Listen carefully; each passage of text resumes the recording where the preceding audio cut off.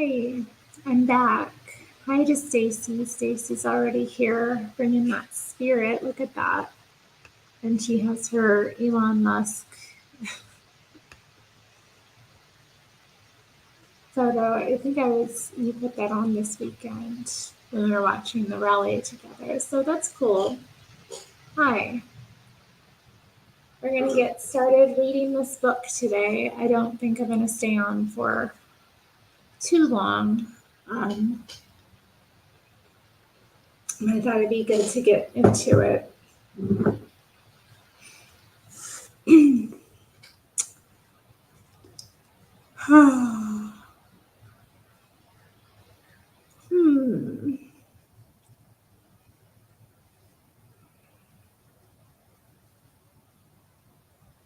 Should I read the reviews on the back? These are interesting.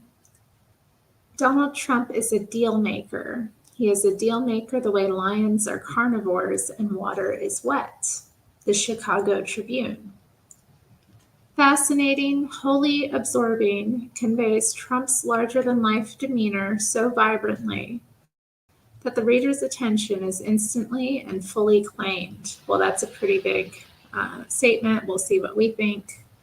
From the Boston Herald. And then the New York Post called it a chatty, generous, chutzpah-filled autobiography. Chutzpah. Does anyone know what that means exactly? I think it means like ferocity or something. I'm not sure. Hi, sweetie. Do you want up here?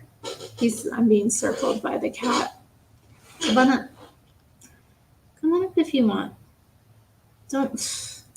He's so fake. He looks like he circles around me. He looks like he's going to jump up, and then he looks away when I open up my lap for him. Confidence and arrogance is what chutzpah is. Okay, thank you. Thank you for looking that up. I appreciate it. Unless you knew what it was. Oh, he's ticked. He just ran off of me. My chair, I've noticed my chair squeaks a bit. It's kind of been irritating me lately. Well, let's get into the book, huh? How long is the intro? So this was published, when was it first published? 1987, interesting. This book was printed in 2015, so, all right. And the dedication says to my parents, Fred and Mary Trump. Okay, that's nice.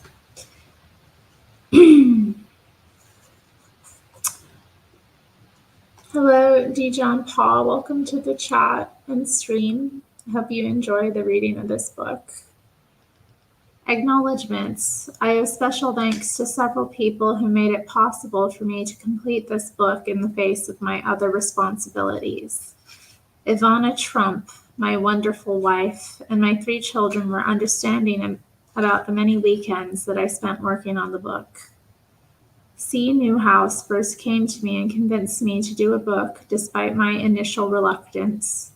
Howard Kaminsky, Peter Osnose, and many others at Random House have been enthusiastic, energetic supporters of the book.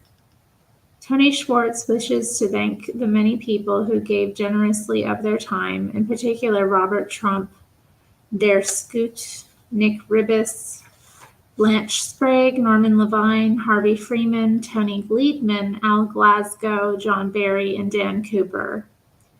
For typing, photocopying, copy editing, research, and fact-checking, thanks to Ruth Mullen, Gail Olson, Adina Weinstein, Deborah Immergut, and Nancy Palmer. Without Norma Forderer, sweet Norma, running interference for me, I never could have gotten the time and access I needed. My agent, Kathy Robbins, is the best at what she does, but also much more. Editor, cheerleader, confidant. Ed Kusner, the extraordinary editor of New York, has long been a source of ideas, inspiration, and sage counsel. My children, Kate and Emily, are a joy, a challenge, and an inspiration. My wife, Deborah, is the most supportive person I've ever known. My first editor, my best friend, and after 10 years, still the love of my life.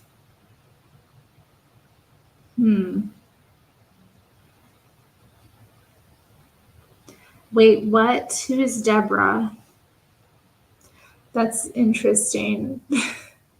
Who is Deborah and who are Kate and Emily? Or is this an acknowledgement? I don't know. Whatever. What was his second wife's name? But they weren't married 10 years, were they? Well, anyway, let's get into it. Number 1, dealing. A week in the life. I don't do it for the money. I've got enough. Much more than I'll ever need. I do it to do it. Deals are my art form. Other people think beautifully on canvas or write wonderful poetry. I like making deals, preferably big deals. That's how I get my kicks. Most people are surprised by the way I work. I play it very loose. I don't carry a briefcase. I try not to schedule too many meetings. I leave my door open. You can't be imaginative or entrepreneurial if you've got too much structure. I prefer to come to work each day and just see what develops. Sounds nice. I would like that in my... That's not what my workday looks like. There is no typical week in my life. Okay. I wake most mornings very early, around 6, and spend the first hour or so of each day reading the morning newspapers. I usually arrive at my office by 9, and I get on the phone. There's rarely a day with fewer than 50 calls, and often it runs to over 100. In between, I have at least a dozen meetings.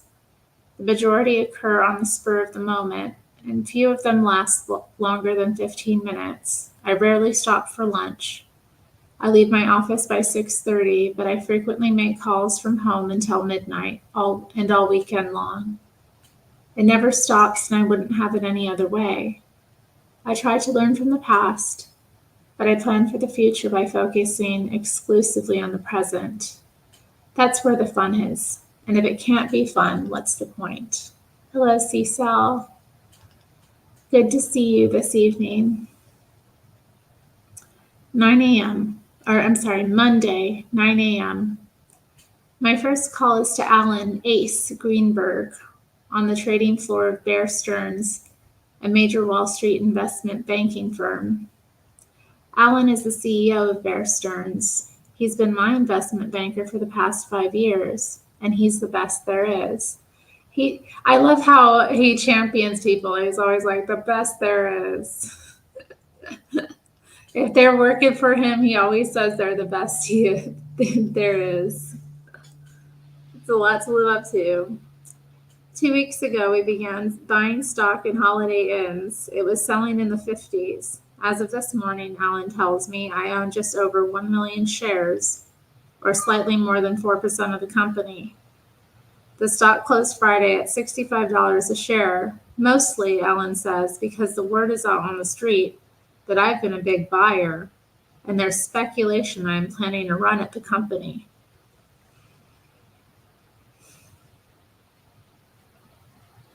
Interesting. Thank you, Glenn B. Glenn B has an interesting comment. Let me pull it up. It says Tony Schwartz is known for ghostwriting Trump's The Art of the Deal. Interesting. So, okay, yeah, there was the mention of Deborah, a man's wife named Deborah, his kids, 2 daughters. What were the names? Emily and something. Well, anyway, interesting. The truth is I'm keeping my options open. I may ultimately go for control of Holiday, which I think is somewhat undervalued. At the current stock price, I could get control for less than $2 billion. Holiday's 3 casino hotels could be worth nearly that much. And the company owns another 300,000 hotel rooms besides. Darling, you're not going outside, okay? That's not happening. Why do you cry for? You know you're not going outside today. It's not happening. It's too late. And you ain't going out into the hallway, definitely. He almost went out into the hallway last night. We had a little fight about it. Actually, he almost did it a couple times yesterday. He kept testing me when I, had to leave the front door. Hey, where are you? He hasn't ran to me. I fear we're going to have more cries and interruptions, but it's okay. It's part of the charm of the reading. And it's, we're having a real little experience here in broadcasting from my apartment. Hey, sweetie, come on, don't you be doing that. Why? There you are. Why are you crying? You're not going outside, you crazy. Are you scratching my chair? Oh, hell no. Do you hear him? He's scratching my chair. What the heck are you doing? Put their claws away. That's not for you to scratch. Who got things to scratch? What are you're so willful and ooh, you've got a will of your own, don't you? You little beast. No. You're not getting what you want. Where are you? Hi. Oh. It's tough. It's tough being a kitty. Dealing with her weird habits. I know, I'm sorry. Do I have weird habits? Why do I do these weird things? Yes. Sorry, y'all. My cat, he's wanting some attention, I think. Hey, do you want it? Well, I don't know.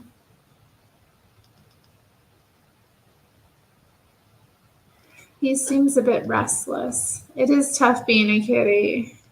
It is. He wants to kill things. He wants to kill things and climb things, and there's only so many things to climb, and there's only so many things to kill. And he doesn't really get access to anything. Hey, you want up here? Come on. Come on, dude. Come on, little dude. What are you? Don't be doing that. Come on. Come on up here. Come on up on my lap. Come on up on my lap. Come on. You don't want to be on my lap?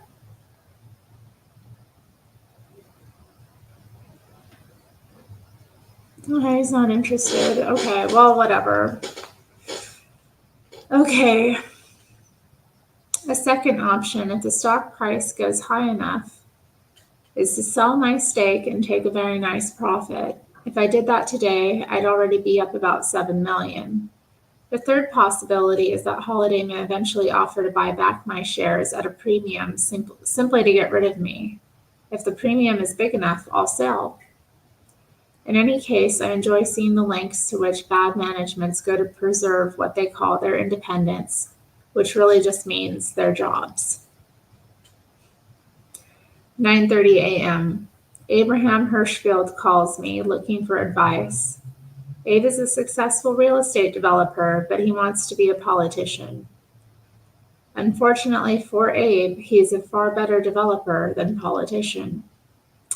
This fall, Abe tried to run for lieutenant governor against Governor Cuomo's hand-picked candidate, Stan Lundeen. Cuomo led a court fight to get Hirschfield off of the ballot on technical grounds, and sure enough, halfway into the campaign, the court ruled Hirschfield out. Abe knows I'm friendly with the governor, and he wants my advice now on whether he should endorse Cuomo or switch parties and endorse Cuomo's opponent.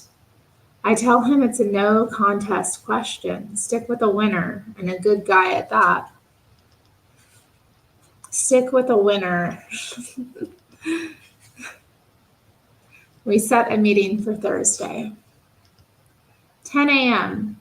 I called Don Imus to thank him. Imus is one of the most successful radio shows in the United States on WNBC, and he's helping to raise money for the Annabelle Hill Fund. I'm amazed at how this has snowballed into such a media event by Tom Brokaw about this adorable little lady from Georgia, Mrs. Hill, who is trying to save her farm from being foreclosed. Her 67-year-old husband had committed suicide a few weeks earlier, hoping his life insurance would save the farm, which had been in the family for generations.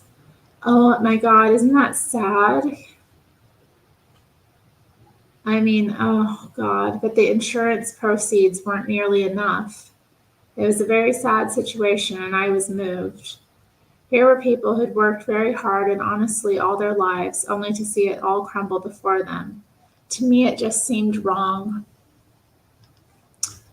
Through NBC, I was put in touch with a wonderful guy from Georgia named Frank Argenbright, who had become very involved in trying to help Mrs. Hill.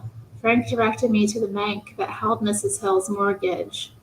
The next morning I called and I got some vice president on the line. I explained that I was a businessman from New York and that I was interested in helping Mrs. Hill. He told me he was sorry, but that it was too late. They were going to auction off the farm, he said. Nothing or no one is going to stop it. That really got me going. I said to the guy, yes, you listen to me. If you foreclose, I'll personally bring a lawsuit for murder against you and your bank on the grounds that you harassed Mrs. Hill's husband to his death. Wow, okay. No, what are you doing? How are you so unhappy you won't play with me, but you want what? What? You just got extra energy. That's what it is. Well, I don't know. No. It's not that time. Hi to Delighted to be here and our Galunists who've also joined the chat. Art of the Yell, indeed. That would be his book, wouldn't it? Nero, is that what your book would be? The Art of the Yell? And what would mine be? Who knows?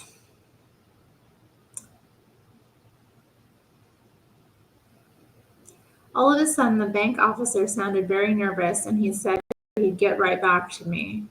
Sometimes it pays to be a little wild. Oh, I know that. An hour later, I got a call back from the banker, and he said, don't worry, we're going to work it out, Mr. Trump. Mrs. Hill and Frank Argenbright told the media, and the next thing I knew, it was the lead story on the network news. By the end of the week, we'd raised $40,000. Imus alone raised almost $20,000 by appealing to his listeners. As a Christmas present to Mrs. Hill and her family, we've scheduled a mortgage burning ceremony for Christmas Eve in the atrium of Trump Tower. By then, I'm confident we'll have raised all the money. I promised Mrs. Hill that if we haven't, I'll make up any difference. I tell Imus he's the greatest, and I invite him to be my guest one day next week at the tennis matches at the U.S. Open. I have a courtside box, and I used to go myself almost every day. Now I'm so busy, I mostly just send my friends. 11:15 a.m. Harry Usher, the commissioner of the United States Football League, calls. Last month, the jury in the antitrust suit we brought against the National Football League ruled that the NFL was a monopoly, but awarded us only token damages of $1. I've already let the better players on my team, the New Jersey Generals, sign with the NFL, but the ruling was ridiculous. We argue about the approach we should take. I want to be more aggressive. What worries me, I say to Harry, is that no one is pushing hard enough on an appeal. 12 noon. Jerry Schoenfield, head of the Schubert Organization, the biggest Broadway theater owners, calls to recommend a woman for a job as an office administrator. He tells me the woman specifically wants to work for Donald Trump, and I say she's crazy, but I'll be happy to see her. We talk a little about the theater business, and I tell Jerry I'm about to take my kids to see Cats, one of his shows, for a second time. He asks if I'm getting my tickets through his office. I tell him that I don't like to do that sort of thing. Don't be silly, he says. We have a woman here whose job is to handle tickets for our friends. Here's her number. Don't hesitate to call. It's a nice gesture from a very nice guy. Okay. 1:15 p.m. Anthony Gleedman stops by to discuss the Woolman Rink project. Gleedman was housing commissioner under Ed Koch. At the time, we fought a lot, and even though I ended up beating him in court, I always thought he was bright. I don't hold it against people that they have opposed me. I'm just looking to hire the best talent wherever I can find it. That's a very rare quality in people, isn't it? Not holding it against people when they've opposed you. How many of us can say the same? Tony has been helping to coordinate the rebuilding of the Woolman skating rink in the Central Park, a project the city failed at so miserably for 7 years. In June, I offered to do the job myself. Now we're ahead of schedule. And Tony tells me that he's set up a press conference for Thursday to celebrate the last important step in the construction, pouring the concrete. It doesn't sound like much of a news event to me, and I ask him if anyone is likely to show up. He says at least a dozen news organizations have RSVP'd yes. So much for my news judgment. 2 p.m. I get deposed in a lawsuit we've brought against a contractor on Trump Tower. Halfway into the job, we had to fire the company for total incompetence, and we're suing for damages. I hate lawsuits and depositions, but the fact is that if you're right, you've got to take a stand or people will walk all over you. In any case, there's no way I could avoid depositions, even if I never brought a lawsuit myself. Nowadays, if your name is Donald Trump, everyone in the world seems to want to sue you.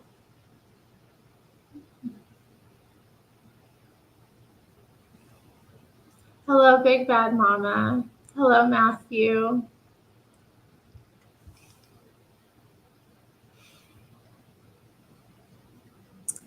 "3 p.m. I ask Norma Forder, my executive assistant and the person who keeps my life organized, to bring me lunch, a can of tomato juice. I rarely go out because mostly it's a waste of time. 3:15 p.m. I put in a call to Sir Charles Goldstein. He's out and I leave a message. He's a successful real estate attorney, but not one of my favorites. I'm pretty sure Charlie Goldstein is from the Bronx, but he's a very pompous guy and has a tendency to act like royalty, so I call him Sir Charles. Over the weekend, I heard that Lee Iocca had hired Sir Charles to represent him on a deal in Palm Beach where Lee and I intend to be partners. Lee had no way of knowing about my past experience with Sir Charles. A while back, I was in the middle of making a deal with a guy who needed an attorney, and I recommended Sir Charles. The next thing I knew, Sir Charles was recommending to his client that he not make the deal with me. I couldn't believe it. Interesting.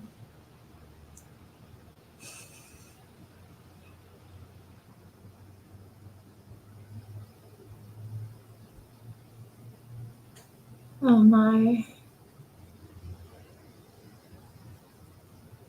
Yeah, V8 was a big thing. I remember liking it when I was a little kid, but I remember I didn't have it for years and years. And then as an adult, I bought some of it thinking oh, this will be really good.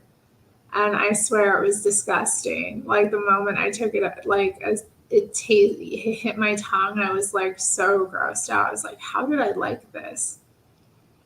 I don't know. So V8 and I haven't got on since then. I'm a bit sensitive though to that sort of thing anyway. Tomato is iffy, it kind of has to be fresh or it's going to give me problems. Well, anyway, this deal is to buy 2 condominium towers in the Palm Beach area. I own a house in Palm Beach, a spectacular place called Mar-a-Lago. And one day last winter, when I was down for the weekend, I went out to have lunch with some friends. On the way, a pair of beautiful gleaming white towers caught my eye. I made a couple of calls. It turned out they'd been built for about $120 million, and a major New York bank had just foreclosed on the developers. The next thing I knew, I was making a deal to buy the project for $40 million. That's a pretty good deal. A mutual friend, William Fugazi, first mentioned that Lee and I should do a real estate deal together. I think Lee is an extraordinary businessman who has done wonders in turning Chrysler around, and I also like him a great deal personally. So one thing led to another, and we began talking about the towers. It's a substantial investment, and I'm not certain Lee is absolutely sure yet that he wants to go forward. If that's the case, it occurs to me he's done the perfect thing by hiring an attorney I don't like. And that's precisely what I intend to tell Sir Charles when he calls me back. 3:30 p.m. I call my sister, Marianne Barry.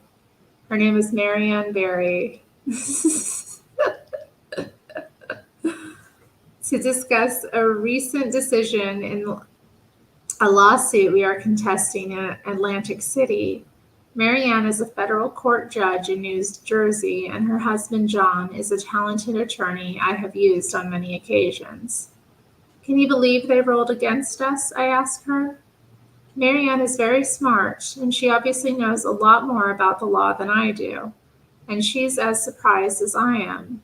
I tell her that I've arranged to have all the materials from the case sent to John immediately because I want him to handle the appeal.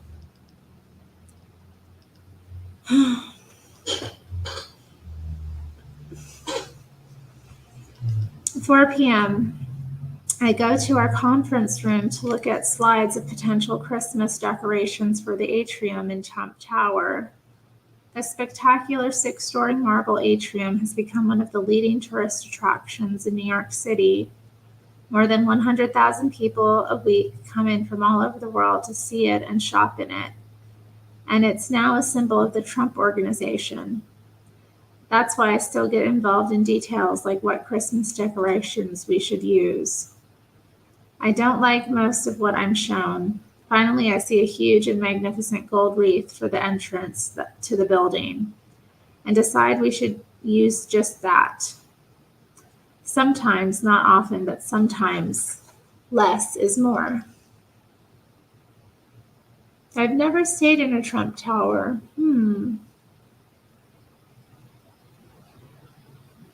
I mean, I've been in one, but never stayed in one.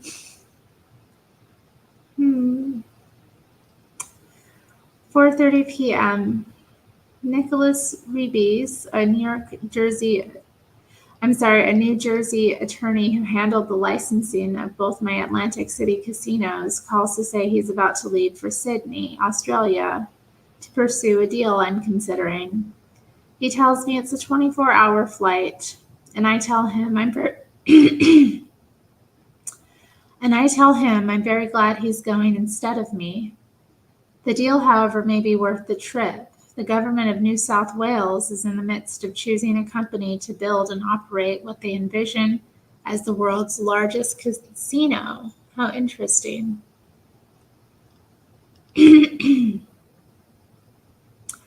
We're a front runner for the job, and Nick is going over to meet with the key government people. He tells me he'll call from Australia as soon as he has any news. 5:15 p.m. I call Henry Kenigsberg, the NBC executive in charge of choosing a new site for the network's headquarters. We've been courting NBC for more than a year, trying to get them to move to our West Side Yard site. 78 acres along the Hudson River that I bought a year ago and on which I've announced plans to build the world's tallest building. Hello, Chris. I know Henry has just been shown our latest plans for the site, and I'm following up. I mentioned that Bloomingdale's is dying to become the anchor store in our shopping center, which will give it real prestige. Bloomingdale's. I don't think I've ever shopped at a Bloomingdale's. We didn't have them around in growing up, and I don't think I've ever come across one. Where is one? Are they even around still? Oh, retail.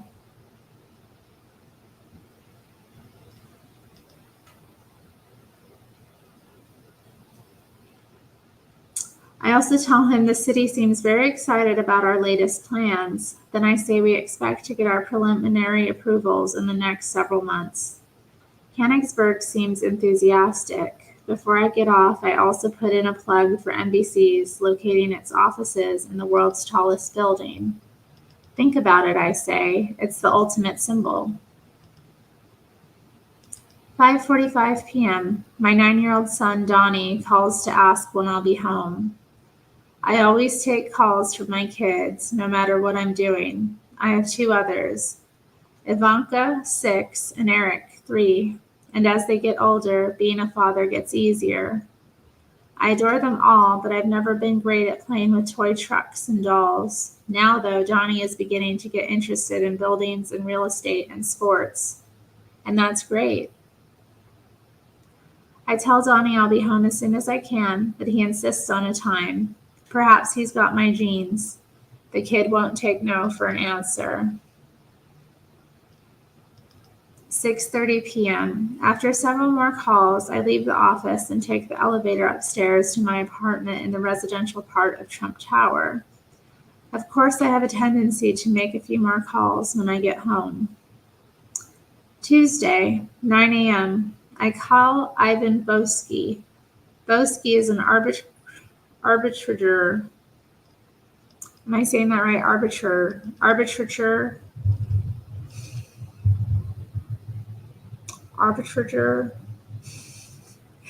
I'm sorry, arbitrator. Wow, I keep saying it the same way. I don't even have my phone near me to look it up. Wow, can we not attack poor Hunter Biden right now? Is Hunter Biden really, does he deserve that?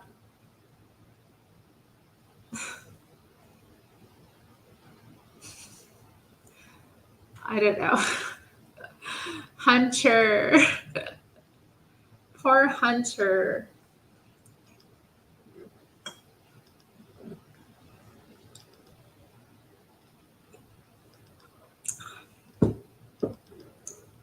Are you, that's quite an accusation, Matthew. Matthew is saying that Hunter is a PDF. Now, I knew he was a philanderer and a drugs user and also other bad things, but okay. I didn't know about that. He's been Gitmo'd. Has he? Oh dear. I knew about the money embezzling for the fake, Ukrainian government. Or not for the fake Ukrainian government, but just using Ukraine has become a money embezzling nation. I mean, that's what a lot of this is anyway with this war. So sad, really. Oh dear, Matthew, I didn't know about that. Arbitrator, is it treasure? Arbitrator. I need to look this up. I can't.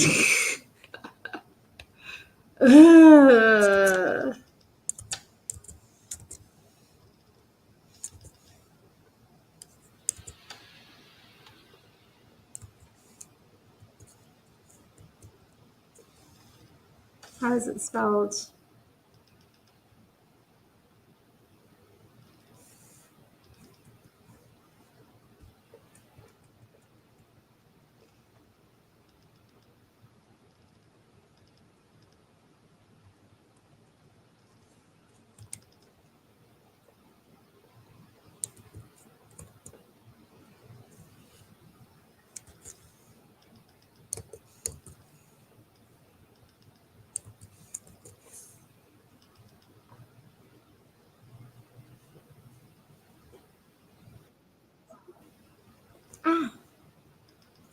Ugh.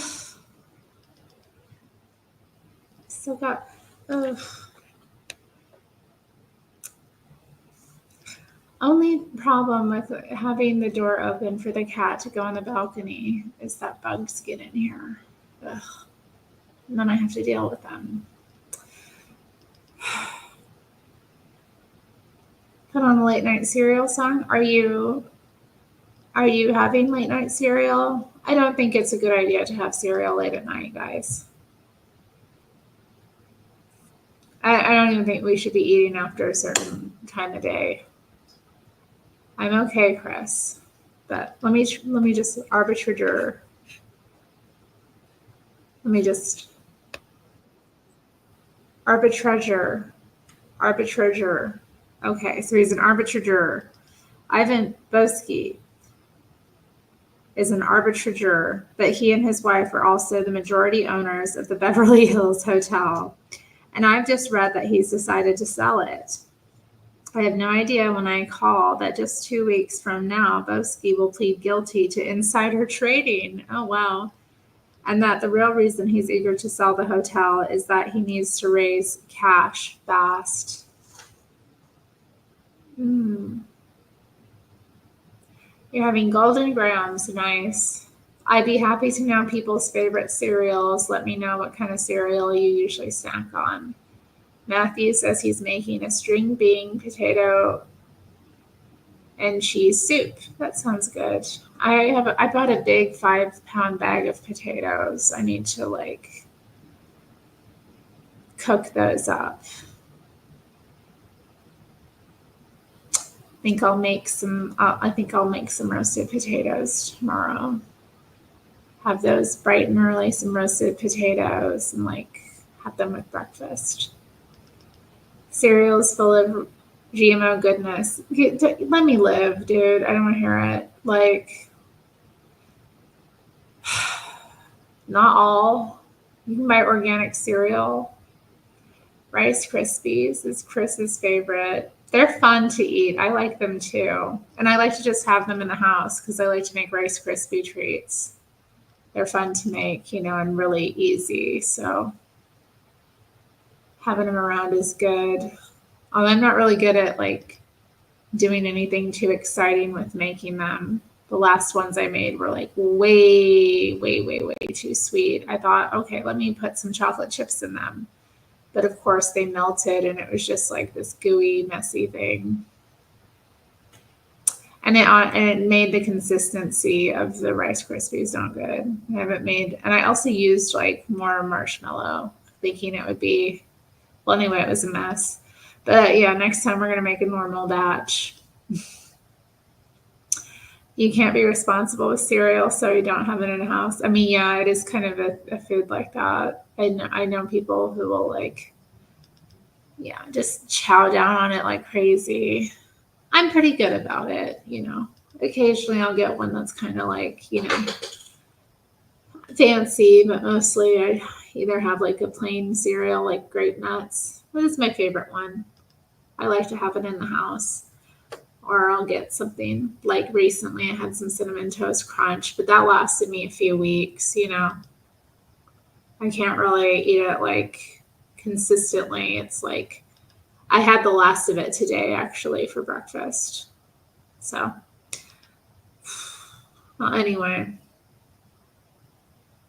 Chocolate chip, strawberry, Rice Krispie treat sounds good.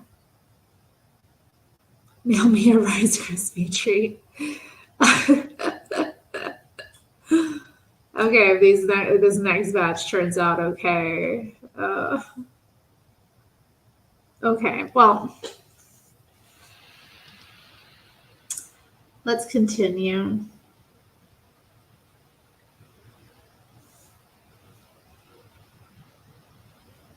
My idea is to hire Steve Rubel and Ian Schrager, the creators of Studio 54 and the Palladium, to run the Beverly Hills Hotel for me. Steve's an incredible promoter, and he'd make the hotel hot as hell again. I get Boesky and tell him I'm very interested. He tells me Morgan Stanley and company is handling the deal, and I will get a call from their people shortly. I like Los Angeles. I spent a lot of weekends there during the 70s, and I always stayed at the Beverly Hills. But I won't let my personal preferences affect my business judgment.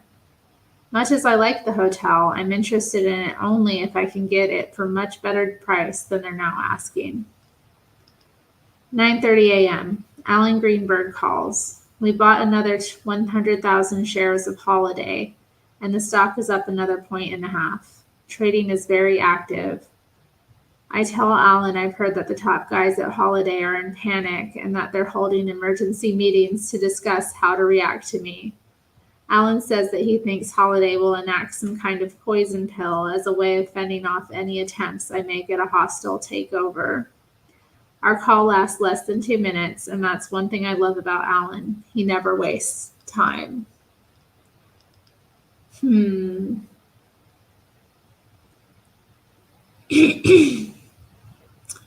LA is in a ley line. What do you mean? You mean, the plates? The tectonic plates?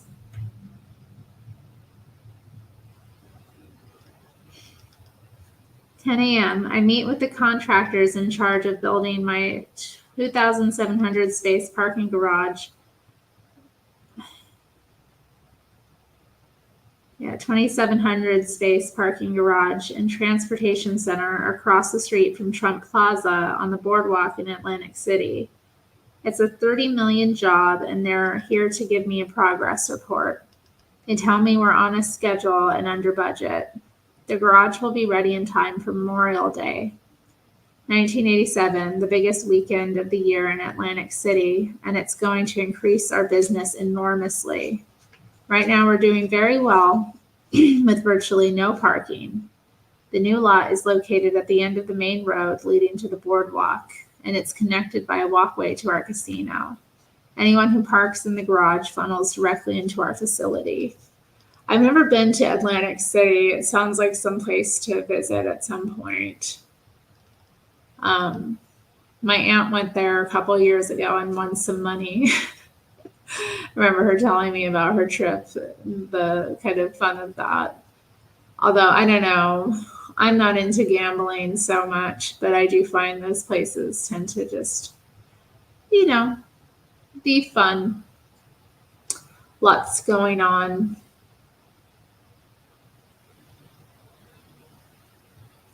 Ley lines are where the Earth's magnetic flow is stronger. Oh, okay. All major cities line up on the ley lines. Well, that makes sense, doesn't it?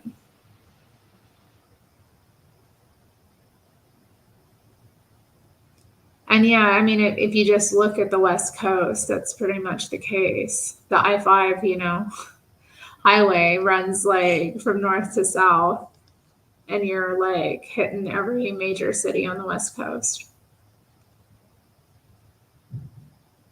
And so many not so major cities. And yeah, DC as well. Yeah, it's very well, I mean, it makes sense, doesn't it? Wouldn't that naturally happen, that humans would be attracted to certain areas on the Earth?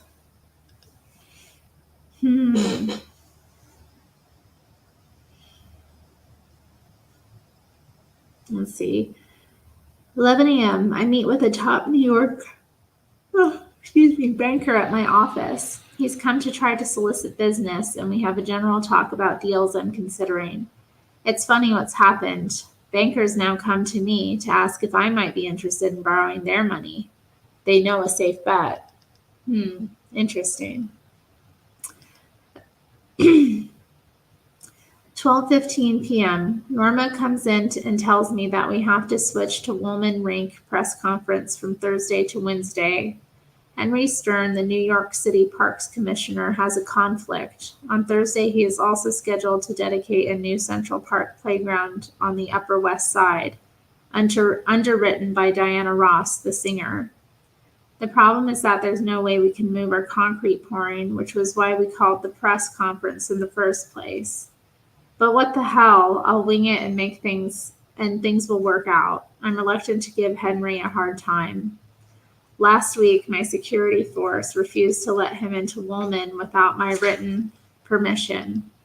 This was taking good security a step too far. As you can imagine, Henry wasn't thrilled. Okay, interesting. 12:45 p.m. Jack Mitnick, my accountant, calls to discuss the tax implications of a deal we're doing. I ask him how bad he thinks the new federal tax law is going to be for real estate, since it eliminates a lot of current real estate write-offs. To my surprise, Mitnick tells me he thinks the law is an overall plus for me. Since much of my cash flow comes from casinos and condominiums, and the top tax rate on earned income is being dropped from 50 to 32%. However, I still believe the law will be a disaster for the country, since it eliminates the incentives to invest and build, particularly in secondary locations where no building will occur unless there are incentives.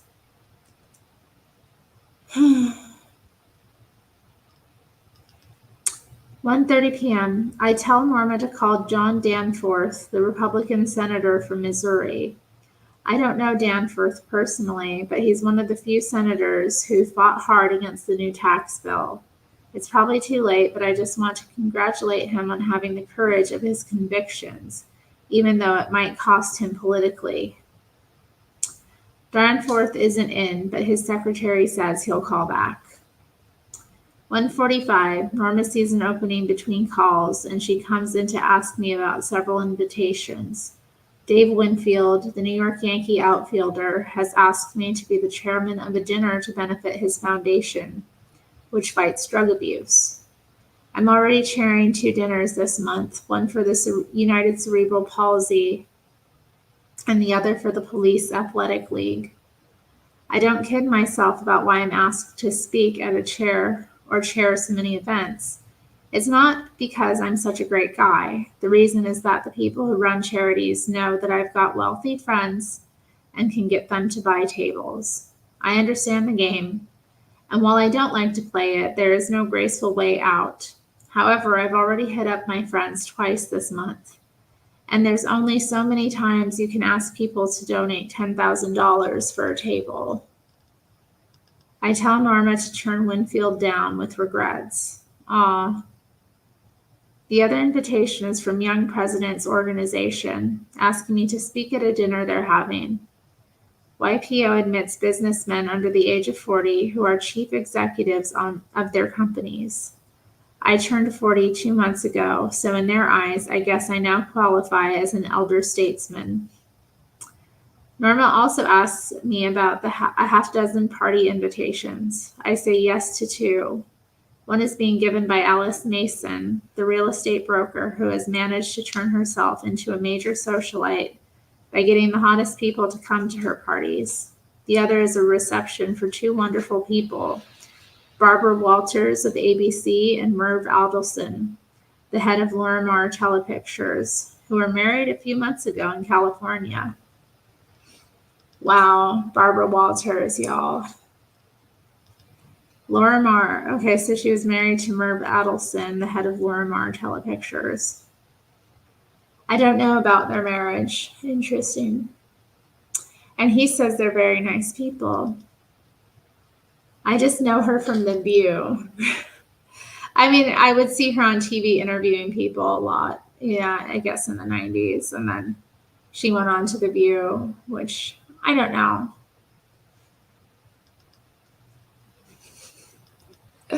It's something that I would watch if I stayed home from school, but I haven't really kept up with it. Every time I see it, it's usually just something insane being said.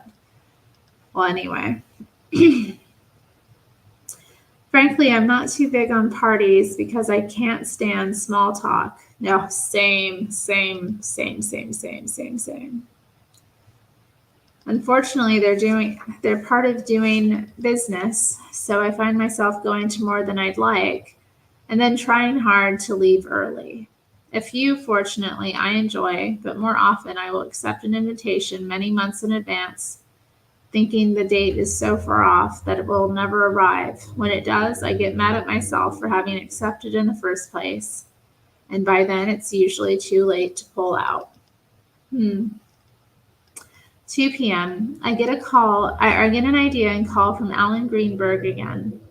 My idea is based on the fact that if I make a takeover move against Holiday, I have to get licensed as a casino operator in Nevada, where Holiday owns 2 casinos. What do you think, I ask him, about just selling out Holiday shares right now, taking a profit, and then rethinking a takeover bid after I get licensed? Alan argues for holding tight with what we've got. I say okay for now. I like to keep as many options open as I can.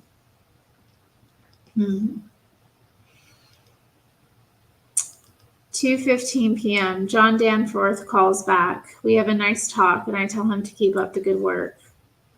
2:30 p.m. I return a call from one of the owners of the Dunes Hotel in Las Vegas. They also own perhaps the best undeveloped site on the Vegas Strip.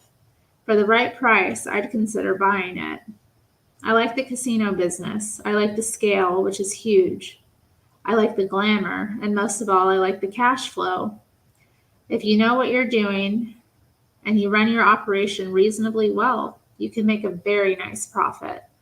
If you run it very well, you can make a ton of money. 2:45, my brother Robert and Harvey Freeman, both executive vice presidents in my company, stop by to report. Excuse me. Take a sip of my tea, my cold tea.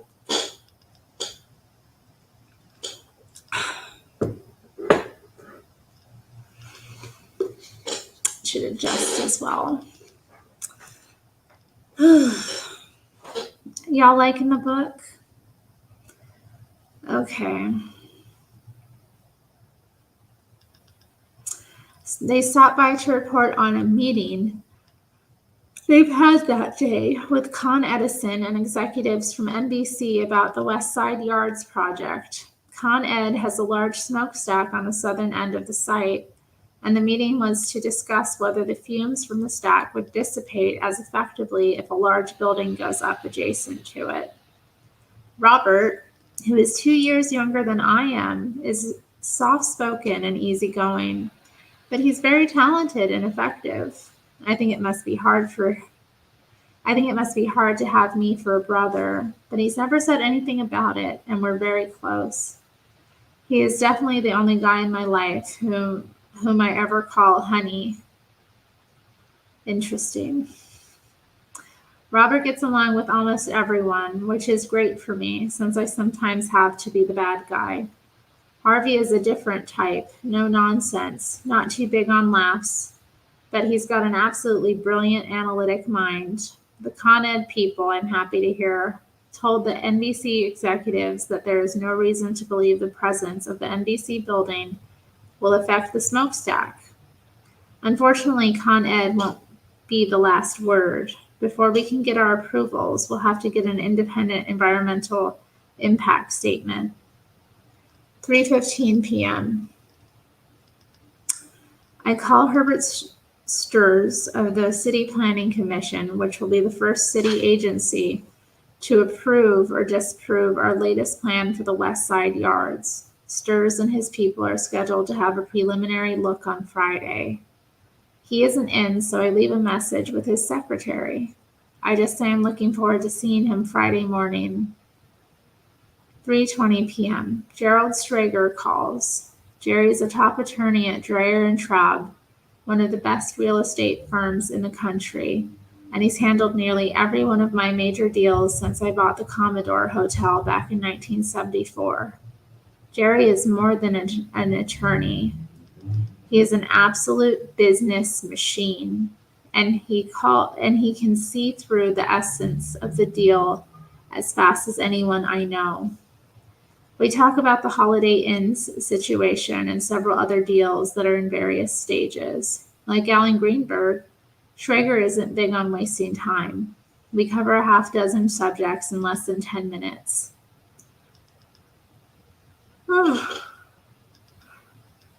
Excuse me. 3:30 p.m. My wife Ivana stops in to say goodbye. She's on her way to Atlantic City by helicopter. I like to kid her that she works harder than I do. Last year, when I bought my second casino from the Hilton Corporation and renamed it Trump's Castle, I decided to put Ivana in charge. She's incredibly good at anything she's ever done, a natural manager. Ivana grew up in Czechoslovakia, an only child. Her father was an electrical engineer and a very good athlete, and he started Ivana skiing very early. By the age of 6, she was winning medals, and in 1972, she was an alternate on the Czechoslovakian ski team at the Sapporo Winter Olympics. A year later, after graduating from Charles University in Prague, excuse me, she moved to Montreal and very quickly became one of the top models in Canada. We met at the Montreal Summer Olympic Games in August 1976. I dated a lot of different women by then, but I'd never gotten seriously involved with any of them. Ivana wasn't someone you dated casually. 10 months later, in April 1977, we were married. Almost immediately, I gave her responsibility for the interior decorating on the projects I had underway. She did a great job. Ivana may be the most organized person I know. In addition to raising 3 children, she runs our 3 homes, the apartment in Trump Tower, Mar-a-Lago, and our home in Greenwich, Connecticut, and now she also manages Trump's Castle, which has approximately 4,000 employees. The castle is doing great, but I still give Ivana a hard time about the fact that it's not yet number 1. I tell her she's got the biggest facility in town, so by all rights, it should be the most profitable. Ivana is almost as competitive as I am, and she insists she's at a disadvantage with the castle. She says she needs more suites. She isn't concerned that building the suites will cost $40 million. All she knows is that not having them is hurting her business and making it tougher for her to be number 1. I'll say this much. I wouldn't bet against her. 3:45. The executive vice president for marketing at the Cadillac division of General Motors is on the phone. He's calling at the suggestion of his boss, John Grettenberger, the president of the Cadillac Motors division, whom I know from Palm Beach, Cadillac. It turns out is interested in cooperating in the production of a new super stretch limousine that would be named the Trump Golden Series. I like the idea. We set a date to sit down and talk in 2 weeks. Oh dear. Daniel Lee, a casino analyst for Drexel Burnham Lambert, stops by with several of his colleagues to discuss my investment bankers on a deal to purchase a hotel company. Michael Milken, the guy who invented junk bond financing at Drexel, has called me regularly for the last several years to try to get me to bring my business to Drexel. I have no idea that Drexel is about to get enmeshed in the insider trading scandal that will soon rock Wall Street. In any case, I happen to think Mike's a brilliant guy. However, Alan Greenberg is exceptional himself, and I'm loyal to people who've done good work for me. I hear Lee and his guys out on their deal, but in truth, it doesn't excite me much. We leave it that I'll get back to them. Oh dear. 5 p.m. Larry Sonka, former running back for the Miami Dolphins. I don't know who this is, so if I mispronounce names, forgive me, but I don't know who these people are, a lot of them. He has an idea for keeping the USFL alive. He wants to merge it with the Canadian Football League. Larry's both a bright and nice guy, and he's very enthusiastic. But he doesn't convince me. If the USFL couldn't get off grounds with players like Herschel Walker and Jim Kelly, how is Canadian football, with a lot of players nobody has heard of, going to help? We've got to win in the courts first to break up the NFL monopoly. Interesting, yeah. The NFL. The NFL. 5:30 p.m. I call Calvin Klein, the designer, to congratulate him. Back when Trump Tower first opened, Klein took a full floor of offices for his new perfume line, Obsession. Oh my, Obsession, huh? Any ladies in the chat ever worn Obsession? I think they have a male one for men as well. I was into it, but the thing about it is it would never I loved the scent, but it doesn't stick.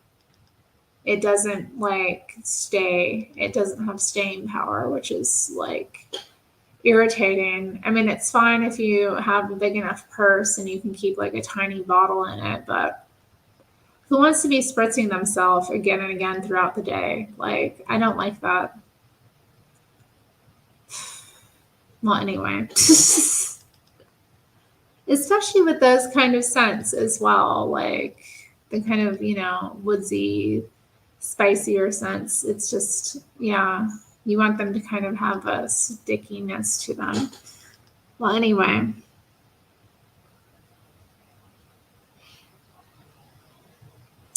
"6 p.m. I draft a letter to Paul Goldberger, architecture critic of the New York Times. A week ago in a Sunday column, Goldberger gave a great review to the design of Battery Park City and the new development in Lower Manhattan. He also called it a stunning contrast to what he claimed we're doing with the Television City project at the West Side Yards. In other words, he killed us. There's just one catch. We're in the middle of designing our project with the new architects and concepts, and nobody, including Goldberger, has seen our new plan. He was knocking a design he hadn't even looked at yet. Dear Paul, I write, your recent article is an obvious setup in preparation for the negative review you intend to do on Television City, no matter how great it is. Just think, if you are negative enough, which I'm sure you will be, you might even help convince NBC to move to New Jersey. My people keep telling me I shouldn't write letters like this to critics." So before Twitter, he would respond to people that criticized him. Isn't that great? Okay, my people keep telling me I shouldn't write letters like this to critics. The way I see it, critics get to say what they want about my work, so why shouldn't I be able to say what I want about theirs? Indeed. Wednesday, 9 a.m. I go with Ivana to look at a private school for my daughter. If you had told me 5 years ago that I'd be spending mornings looking at kindergarten classrooms, I would have left. 11 a.m. I have a press conference for the Woolman rink, and when I get there, I'm amazed. There are at least 20 reporters and photographers milling around. Henry Stern, the parks commissioner, goes to the microphone first, and he is very complimentary to me. He says that if the city had tried to undertake the current renovation by itself, we would now be awaiting Board of Estimate approval for what Donald Trump has already done. When it's my turn, I explain that we've laid 22 miles of pipes, that they've all been thoroughly tested and there are no leaks, that the project is ahead of schedule by at least a month and under budget by about $400,000. I also announced that we've set a grand opening for November 13th and that we have a show planned for that day, which will include most of the world's greatest skaters. After I finish, the reporters ask a million questions. Finally, Henry and I step down into the rink. If we can't have a real concrete pouring, at least we'll have a ceremonial one. A couple of workmen pull over a wheelbarrow full of wet concrete and point it down toward us. Henry and I shovel some concrete onto the pipes while the photographers click away. As many times as I've done these things, I have to say I still find them a little ridiculous. Think of it, a couple of guys in pinstripe suits shoveling wet concrete. But I like to be accommodating. As long as they want to shoot, I'll shovel. 12:45 p.m. How long is this going to go on is what I'm wondering. The first chapter, I'm already kind of worn out by this. For real, I don't know. I don't think I can get through the first chapter tonight. It's 40 some pages, y'all. I'm already starting to feel kind of spent. Yeah, I didn't look at it before I started, like how long it would be, but yeah, that is a long freaking first chapter, and it goes through all the days of the week. I don't know, I'll read a little bit more and then I think I'm gonna stop. Okay. 12:45 p.m. The minute I get back to my office, I start returning calls. I want to get as much done as I can now because I have to leave early for Trenton to attend a retirement dinner for a member of the New Jersey Casino Control Commission. The first person I call back is Arthur Barron, the president of Gulf and Western's Entertainment Group, which includes Paramount Pictures. Martin Davis, the chair of G&W, has been my friend for a long time, and Barron apparently called in response to a letter I wrote to Marty 2 weeks ago. That's interesting. He had a friend named Barron, isn't it? Now he has a son named Barron. Is he named after the same friend? Likely. I know someone who named their son after a friend as well. It's interesting naming your kids after a friend, but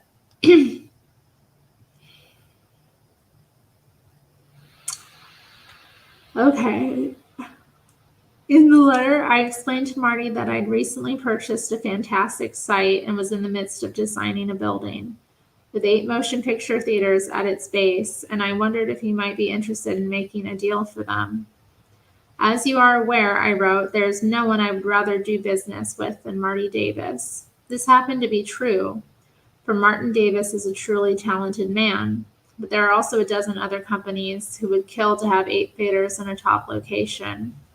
In other words, if I can't make a deal I like with Marty, I've got lots of other options. As I anticipated, when I get to Art Barron on the phone, he wants to set up a meeting to discuss the theaters. We make a date for the following week, 1:30 p.m. Hi, Nikki from Texas. Yeah, could you imagine Ivana Trump's daughter being called Tiffany? No way. No way. That's not happening. Thank God. Tiffany is not, it's just not. I'm sorry. And I've known some Tiffany's who are amazing people, but it's just not. It's such a basic name. You know what I mean? Like, doesn't he have a daughter named Tiffany, though? Or a relative, maybe? Isn't there a Tiffany Trump out there? The jewelry store. I like, hey, who doesn't like Tiffany's, right? But I wouldn't name my kid after a store. Yeah. Well, it was such a popular name, I think, like in the 80s. I think it was the most popular girl's name. So it's just like, I don't know. And I've known some dear Tiffany's, but I've also known some that were just like, oh, okay, that's Marla's daughter. Okay. Redheaded stepchild. Okay. How long was he married to Marla for?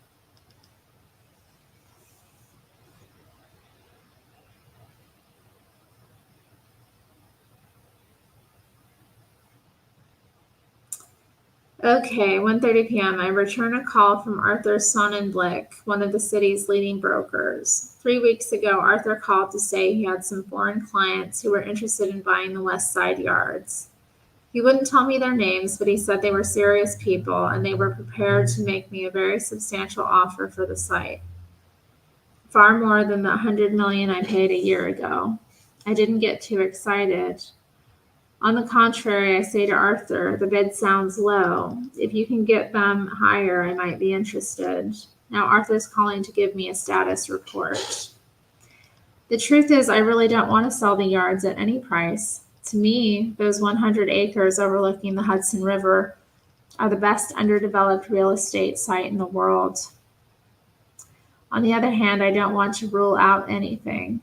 Arthur tells me his clients are very interested, and they may come up a little, but he doubts they'll go much higher. Keep pushing, I tell him. 6 years, interesting, okay.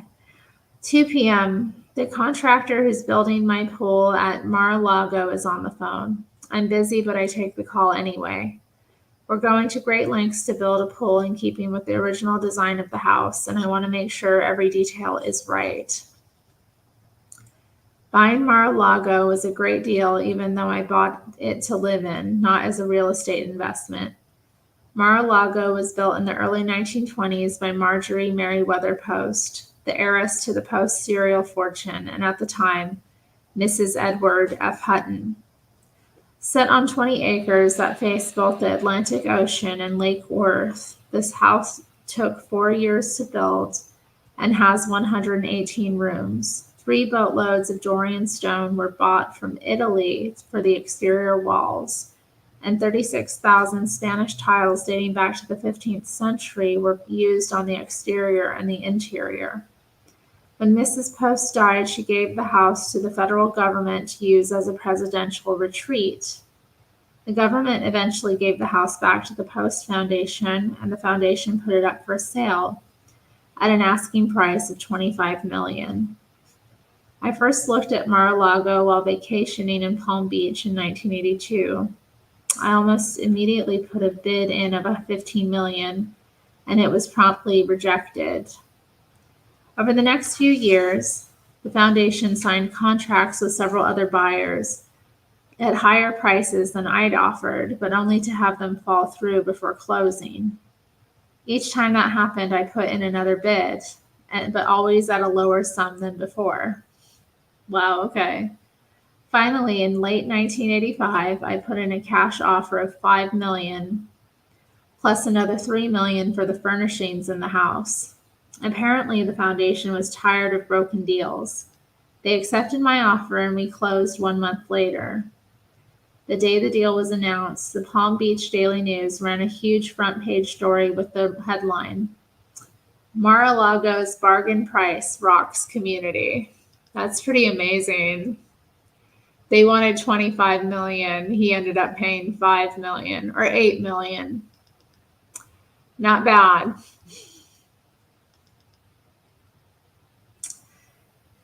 Soon, several far more modest estates on property a fraction of Mar-a-Lago's size sold for prices in excess of $18 million. I've been told that the furnishings in Mar-a-Lago alone are worth more than I paid for the house. It just goes to show that it pays to move quickly and decisively when the time is right. Upkeep of Mar-a-Lago, of course, isn't cheap, but for what it costs each year, you could buy a beautiful home almost anywhere else in America. All of which is a long way of explaining why I take this call from the pool contractor. He has a small question about the matching of the Dorian stone we're using for the decking, and I care about every detail when it comes to Mar-a-Lago. The call takes 2 minutes, but it will probably save 2 days of work and ensure that the job doesn't have to be ripped out and done over later.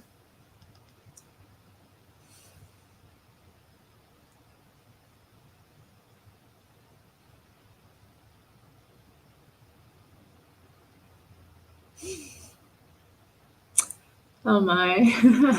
He did jump around, didn't he?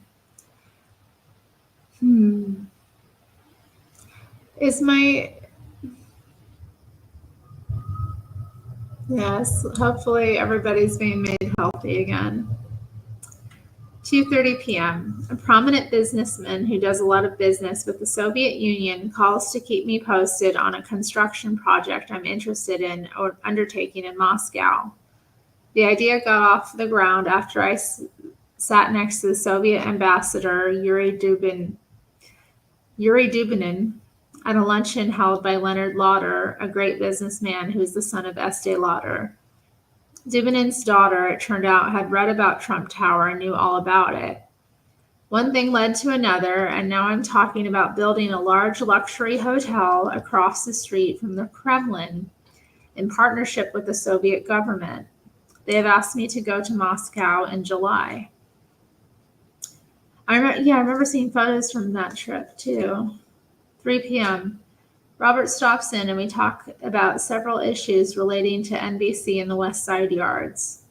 3:30 p.m., a friend from Texas calls to tell me about a deal he's got working. He happens to be a very charming guy, wonderful looking, wonderfully dressed, with one of those great Texas drawls that makes you feel very comfortable. He calls me Donnie, a name that I hate, but which he says in a way that somehow makes it okay. 2 years ago, this same friend called me about another deal. He was trying to put together a group of wealthy people to take over a small oil company. Donnie, he said, I want you to invest $50 million. This is a no-lose proposition. You'll double or triple your money in a matter of months. He gave me all the details, and it sounded very good. I was all set up to go forward. The papers were being drawn up. And then one morning I woke up, and it just didn't feel right. I called my friend back, and I said, listen, there's something about this that bothers me. Maybe it's that the oil's underground and I can't see it. Or maybe it's that there's nothing creative about it. In any case, I just don't want to go in. And he said, okay, Donnie, it's up to you. But you're missing a great opportunity. The rest is history, of course. Oil went completely to hell several months later. The company his group bought went bankrupt, and his investors lost every dime they put up. Wow. Yes, Estee Lauder is a cosmetics company. I have some cosmetics from them, actually. Very nice brand. Quality, classy. I like them.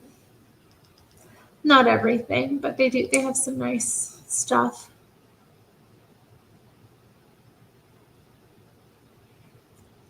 Well, excuse me.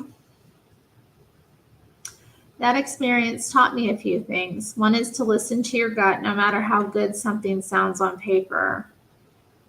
The second is that you're generally better off sticking with what you know. And the third is that sometimes your best investments are the ones you don't make. Because I held back, I saved $50 million, and the two of us have remained friends. As a result, I don't want to reject him outright on his new deal. Instead, I tell him to send up the papers. In reality, I'm not too likely to get involved. 4 p.m., I call back Judith Krantz. You've got to give it to her. How many authors have written 3 number-1 best-selling books in a row? She also happens to be a very nice woman. It's so interesting how he talks about how people are nice. Yes, Youth Dew. I love Youth Dew.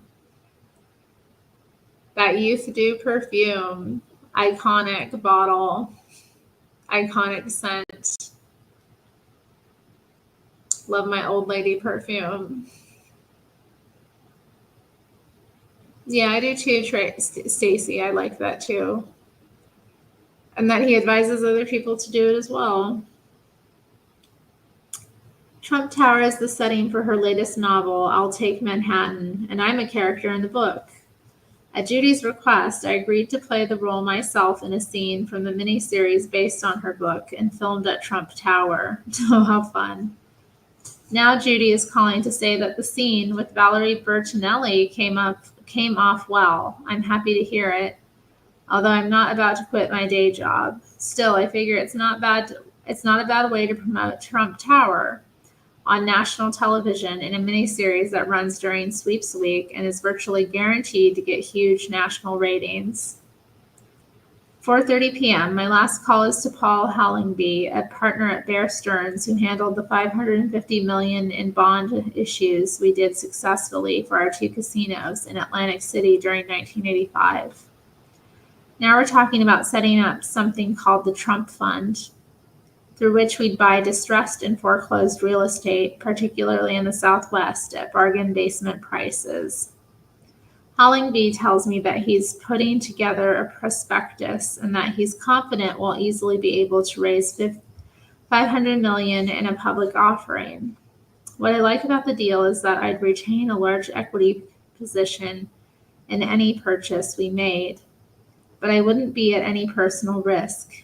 In the event that any of the deals went bad, what I don't like is the idea of competing with myself. What happens, for example, if I see a piece of distressed property that I want to buy on my own, but that might also be good for the fund?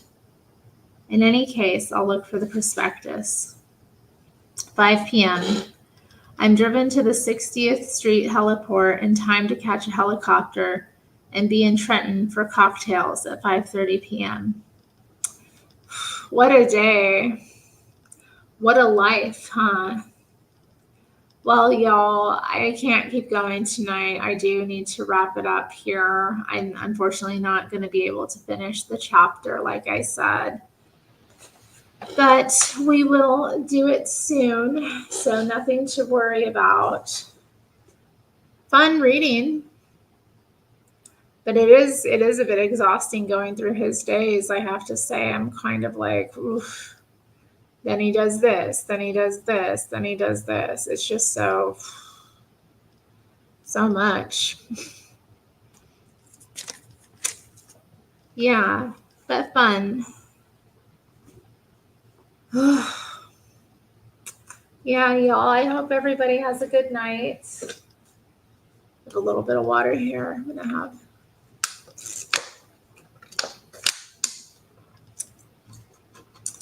I'll try to come on tomorrow or Wednesday to continue chapter 1.